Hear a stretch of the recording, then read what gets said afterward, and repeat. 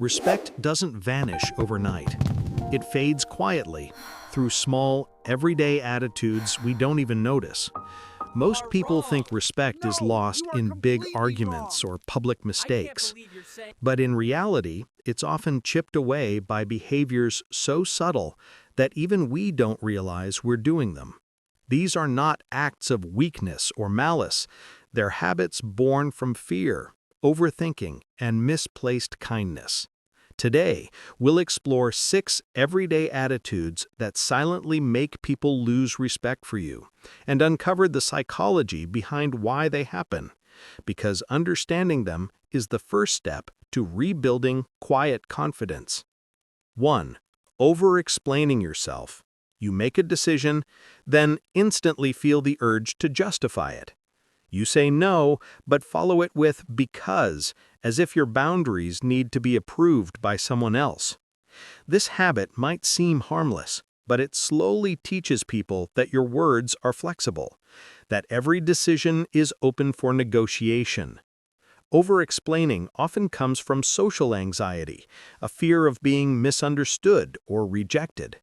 Our brains are wired to crave belonging, so when we sense potential disagreement, we rush to control how others see us by over-justifying every choice.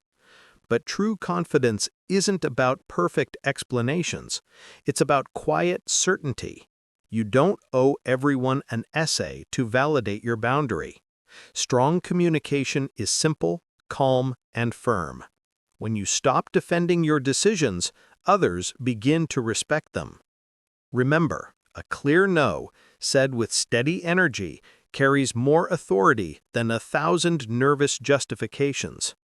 2. Being everyone's therapist. You're the person everyone turns to, the one who listens, comforts, and carries their storms. They leave feeling lighter, while you're left heavy with emotions that aren't yours to hold. It feels noble to help, but constantly absorbing the pain of others creates emotional overload. In psychology, this is known as the rescuer role, a pattern where people define their worth by fixing or saving others. You may think your empathy is love, but without boundaries, it becomes self-neglect. When you're always the shoulder to cry on, you unconsciously send a message, "My peace is less important than your comfort." But empathy isn't about carrying everyone's weight. It's about understanding it without losing balance. Real compassion has structure. You can listen with your heart, but you must also protect your energy, because you can't pour from an empty cup. 3. Supporting ungrateful people. There's always that person who remembers you only when they need something. They take your kindness as availability, not as value. Over time, you become their backup plan, a convenience, not a companion. And yet you keep giving, hoping they'll one day appreciate it. This pattern often comes from low self-worth, a subconscious belief that love must be earned through sacrifice. You keep giving more than you receive because deep down you fear losing connection if you stop. But genuine relationships are built on reciprocity, not dependency. In psychology, healthy generosity is rooted in mutual respect, where giving feels natural, not draining. When kindness becomes an obligation, it loses its purity and becomes self-erasure. You're not selfish for setting limits. Boundaries don't make your heart smaller, they make your kindness sustainable. 4. Overapologizing. I'm sorry. 2 words meant to heal, not to survive, yet many of us use them like armor, to avoid conflict, soften opinions, or fill moments of silence. We say sorry for our tone, for being busy, for taking too long to reply, even for having needs. This habit comes from avoidance behavior, a psychological mechanism that trades authenticity for temporary peace. You apologize not because you've done wrong, but because you fear being disliked. But every unnecessary apology tells your mind, "My comfort doesn't matter."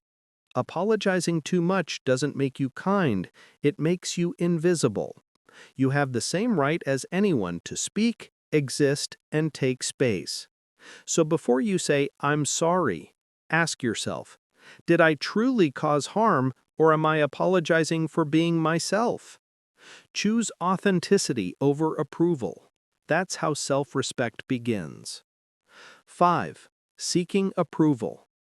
When your self-worth depends on others' opinions, you start living life as a mirror, reflecting what others want to see instead of who you really are. It feels safe at first. Validation gives your brain a surge of dopamine, the chemical of pleasure and reward. But like sugar, it fades fast. The more you crave it, the more you lose your natural confidence. Soon, you start adjusting your laughter, your choices, your opinions, all to stay likable. But in chasing approval, you trade authenticity for acceptance. The truth is, people respect stability more than perfection. They trust those who stay the same, whether they're praised or criticized. Respect follows authenticity, not performance. You don't have to convince people to like you. You just have to stop betraying yourself to be liked. 6. Staying silent when disrespected. Sometimes silence looks like strength, but in the face of disrespect, it becomes surrender. You let the sarcastic joke slide, pretend the dismissive tone didn't sting. You tell yourself, it's not worth it. But every time you do, you teach others that your comfort is negotiable. This pattern often begins early, in homes where speaking up was seen as disobedience, or in workplaces where politeness is valued over honesty. But assertiveness isn't aggression, it's clarity. It's the ability to express what you need without guilt or anger. Respect isn't given to the loudest person in the room, it's given to the one who speaks clearly when it matters most. So when something crosses your boundary, don't respond with silence. Respond with calm firmness. Because those who value themselves don't need to demand respect. They naturally command it. These everyday habits may seem harmless, but they silently drain your confidence and make others forget how capable you are. Respect doesn't begin when others notice your worth. It begins when you stop doubting it. Start small. Say no without guilt. Listen without absorbing. Speak up when something crosses the line. Because true respect doesn't come from pleasing others. It comes from honoring yourself, silently, consistently, every day. The moment you treat yourself with quiet dignity, the world begins to mirror it back. If this video helped you reflect on yourself, stay with Educated Wonder, where psychology meets everyday life and where every story helps you understand yourself a little deeper.